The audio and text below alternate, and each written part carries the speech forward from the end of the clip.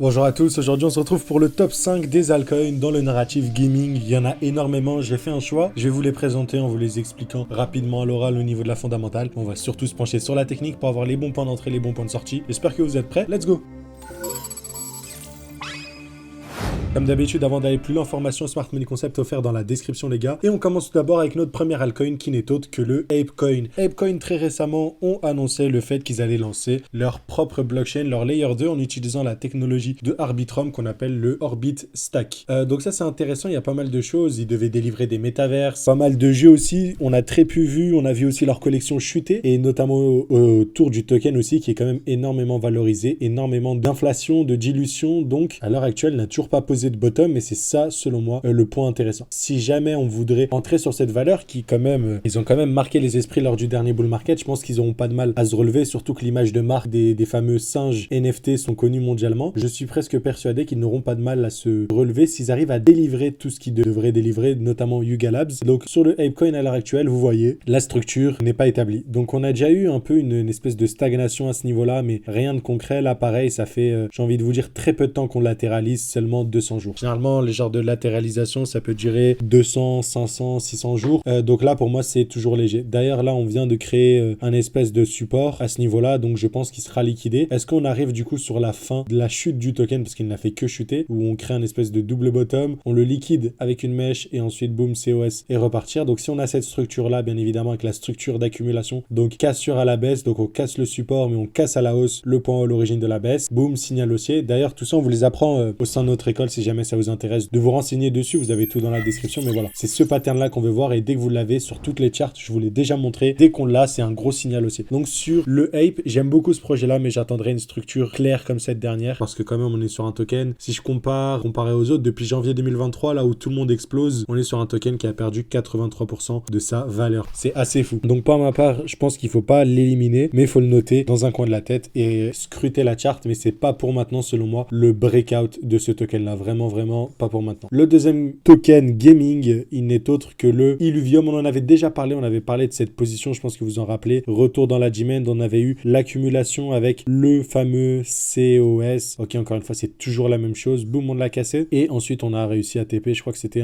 voilà, c'est un petit 58%, ce qui est excellent. Ce qu'on a eu aussi, c'est une distribution et à la suite, on a chuté de manière colossale. On est venu liquider pas mal de zones, que ce soit cette petite TL à ce niveau-là, qui était pas très claire. Et là, à l'heure actuelle, on n'a toujours pas posé de bottom. Ok, sur beaucoup d'alt, vous allez le voir, la structure est pas claire. Je vais attendre soit des choses comme ça, soit des COS qui m'indiquent des reprises de momentum bullish. Sur Illuvium, c'est toujours pas le cas. Selon moi, Illuvium, c'est l'un des jeux les plus aboutis. La bêta, les teasers de ce que j'ai vu, c'est vraiment excellent ce qu'on a pu trouver sur les réseaux sociaux. Ce qui me chagrine aussi beaucoup sur le Illuvium, c'est vraiment ce support-là. On est venu le toucher une fois, deux fois, trois fois, quatre fois. Donc j'ai pas le schedule d'inflation, donc peut-être que c'est manipulé à ce niveau-là. Donc ce que je fais généralement quand j'ai pas tout l'historique, je vais sur CoinTrader. Ok, c'est des charts où vous avez le market cap et le prix en dollars, notamment le market cap. Donc là, on a quand même un historique qui date d'il y a très longtemps quand même, enfin même historique que sur les charts. Voilà, on a eu un ATH, je me rappelle, c'était $2000 le Illuvium. Là, vous le voyez au niveau de la structure, c'est pas pareil que ce qu'on a un peu sur la chart. Et vous avez vu au niveau des bottoms, on a vraiment une structure qui est haussière et pas du coup des fameux EQL. Donc ça, je le note et je le note du coup que cette structure-là est plutôt haussière. Donc à chaque fois, on a des points hauts de plus en plus hauts, hein, comme vous le voyez juste ici. Assez simple. Et ce qu'on peut souligner de manière assez simple, c'est le retour dans le bloc baissier à l'origine du dernier mouvement impulsif haussier. Donc il est juste là. Et là, on va attendre une réaction du prix dans cette zone-là pour aller beaucoup plus haut. En tout cas, c'est ma pensée. Ici, c'est peut-être une zone d'achat de recharge long terme, mais on peut s'attendre à ce qu'on recharge. Et si vous avez suivi les autres vidéos, je vous avais dit qu'aussi, ça ressemblait énormément à des patterns de distribution, malheureusement, avec des créations de liquidités, si vous voulez, de la sorte. Hop, un peu, je pourrais vous faire une trend line ou je ne sais quoi, avec une liquidation à ce niveau-là pour ensuite redump et aller chercher ces lots-là. Bon, là, comme je le vois, et c'est ça que j'aime bien, c'est quand je mesure l'impulsion haussière, c'est qu'on est toujours, j'ai envie de vous dire, sur des niveaux, ok, de 0,786. Tant qu'en weekly, on clôture pas en dessous, pour moi, ça me va. Selon moi, ça continue à valider la hausse. Généralement, quand on a des retracements, on ne clôture pas en dessous. On a les zones de recharge, des petites mèches en dessous, pourquoi pas, mais ça repart de manière directe. Ça, vous pouvez le voir sur beaucoup de choses. Donc, sur le Illuvium, most likely, si vous êtes bullish dessus, vous avez une potentielle entrée à ce niveau-là. Et je négligerai pas le fait qu'on pourra avoir des zones plus basses. Ceci étant dit, on va pouvoir passer au troisième mastodonte qui n'est autre montre que le Gala, et le Gala c'est l'un des tokens gaming avec la meilleure configuration. Donc avec une jolie accumulation qui a été validée, création en fait d'un faux support, on est venu les liquider à la baisse, donc vous avez vu on a cassé le point bas et derrière on a cassé le point haut, l'origine du dump final, tu vois. Donc accumulation validée, pareil on a eu l'entrée sniper à ce niveau-là comme d'habitude, ça change pas. Et là on a explosé, vous avez vu le retracement est beaucoup moins, enfin il est conséquent nécessairement, mais on est beaucoup moins proche de ce lot là, donc ce lot là reste selon moi protégé. C'est assez simple à noter du coup. Donc on va mettre un petit trait rouge ici sur le Gala pour vous montrer qu'il est protégé. On va aussi indiquer toute cette zone là pour vous dire que ici c'est une belle zone d'achat. On va même ici vous indiquer les niveaux de Fibonacci. Voilà, on a eu des parfaits de réaction, on est aussi dans cette zone d'achat. Pour ma part ça reste intéressant dans sa globalité. Le Gala si on peut l'avoir au 0618 pardon 0786. Donc si jamais ça vous intéresse, pourquoi pas. Au niveau des targets de bull market, je vous en ai pas trop donné, mais voilà, on sera pareil sur des projets, je pense qu'ils pourraient avoisiner le top 50, le top 100 à top 50 des market cap, donc on serait sur du 5 à 10 milliards de market cap potentiellement sur tous ces projets-là. À vous de faire les multiplications, etc. Donc voilà, ça, la structure, on aime beaucoup, belle structure, beau concept, SMC respecté, accumulation, etc.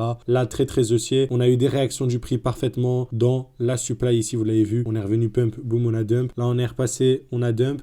Pour moi, la prochaine target sur le Gala, et elle pourrait être assez simple, je pense que c'est cette phase-là, et je pense qu'à partir de maintenant, ça nous donne quand même un multiple de l'ordre de x4, ce qui n'est pas négligeable. Ça reste quand même une grosse market cap, le Gala. Si je vous le montre ici, voilà, on est sur une capitalisation boursière de 1 milliard, donc ce que beaucoup aussi négligent de ce que j'ai vu, c'est qu'il y a beaucoup de tokens qui ont été burn. Donc là, on voit 30 milliards en circulation, mais je crois que c'est beaucoup moins. Donc ça aussi, c'est à noter. Donc il a un peu faussé ce market cap, si jamais. Et voilà, donc techniquement, c'est propre. Fondamentalement aussi, c'est un pionnier du gaming, et quand je vois la structure, ça s'est bien relevé de ce bear market. En quatrième token, on a bien évidemment le Gamer Coin qui permet aux gamers de monétiser la puissance de leur PC gamer, tout simplement. Voilà, vous avez littéralement les trois entrées. C'est un token qui est très haussier. Pour ma part, je l'ai partagé à de multiples reprises. Et là, comme vous le voyez au niveau de l'historique, voilà, c'était un projet qui était assez mort. J'ai pas tous les tenants et aboutissants, donc on est quand même passé sur une phase où il y avait rien du tout de juillet 2022 jusqu'à novembre 2023, décembre 2023. On a eu une très grosse explosion. Ils ont annoncé pas mal de choses. Et là, la structure me semble très haussière, bien évidemment. Ça reste un low cap, donc je ferai attention avec ce genre de choses. Mais vous voyez que la structure est très belle et on est dans une zone de recharge. Donc j'aime beaucoup ce concept de monétiser et de faire gagner en fait des tokens aux gamers tout simplement, et de ramener de la puissance de calcul qui pourra être utilisée de plusieurs manières. Si c'est pas pour des modèles IA ou quoi que ce soit, ce sera pour faire tourner des jeux. Les cas d'usage sont infinis tout simplement. Et voilà. En tout cas, autour du Gamer Coin, c'est un low market cap, des gros multiples dans les pattes. On est sur du à peu près 100 millions de market cap. Il y a vraiment des x5 dans les pattes les prochains mois selon moi. Et là, je vois que ça a bien tenu. On est toujours dans cette zone-là. Donc, ça m'intéresse honnêtement à l'achat. Et au niveau de la structure, il semblerait qu'on vient de valider une accumulation. Donc, création de liquidité juste ici. Là, je me méfie, ça reste des low cap. Mais avec hop, une jolie mèche sans clôturer en dessous comme d'habitude. On vient récupérer. Et voilà. Donc là, on n'a pas eu de COS validé. J'ai envie de vous dire, le COS sera validé dès lors qu'on cassera ce niveau-là. Peut-être qu'on peut s'exposer dès à présent en attendant la cassure de ça. Mais pour moi, ça reste très intéressant à suivre de près le Gamer Coin. On terminera cet épisode par parler de Nakamoto Games, token qui a beaucoup fait parler de lui. De même, si on regarde juste ici, on est pareil sur un dump, mais le problème c'est que comme d'autres tokens, on s'approche trop dangereusement de ce lot qui est protégé sur certains tokens, qui n'est pas protégé sur d'autres. Donc ça me fait peur et je pense qu'ils vont être liquidés tout simplement et qu'on va revenir plus bas. Et en fait, on pourrait du coup interpréter ça juste comme une grosse distribution à ce niveau-là, avec création de liquidités, chasse des liquidités pour aller beaucoup plus bas et chasser une tiers tout simplement. Et vous le voyez, en tout cas dans la structure, toujours pas haussier. Si je regarde sur du weekly tout simplement, ça reste quand même le bloc baissier à l'origine du dernier mouvement haussier qui pourrait être intéressant à l'exposition, mais je ferai attention à ce niveau-là. Donc une première exposition à ce niveau-là, et on n'oublie pas, il y a quand même du mou à la baisse, ok, comme vous le voyez en monthly. On peut revenir chercher ces zones-là, un peu comme le Link. En gros, quand je vous dis que ce lot-là, il a pas l'air trop protégé, ça me fait penser au Link, où ce lot-là qu'on a créé, on est venu le chasser tout simplement. Voilà, donc c'est vraiment ce type de setup que je vois profiler sur ces alts, et on pourrait revenir du coup dans toute l'imbalance weekly juste ici sur le Naka. Petite mention spéciale pour le Xai, mais bon, très peu d'historique, j'ai envie de vous dire. Un peu comme le Ape, difficile à analyser, mais c'est un projet dans lequel j'investis, je suis beaucoup investi, j'aime beaucoup. Et voilà, la structure est pas très claire. On a quand même eu des principes respectés, des distributions ici, avec pareil, création de liquidités, et la chasse des liquidités sans jamais clôturer. C'est une mèche qui vient, mais on clôture jamais au-dessus, c'est très important. Et là, on va attendre de nouveau que la structure se clarifie, que ce soit sur d'autres alts, sur BTC, et ensuite on pourra peut-être se réexposer sur ce genre d'altcoin. Ceci étant dit, j'espère que cet épisode vous aura plu. N'oubliez pas de vous abonner. Demain, on se retrouve avec un nouveau top 5 altcoin. Et puis moi, je vous dis à très vite. Ciao, ciao.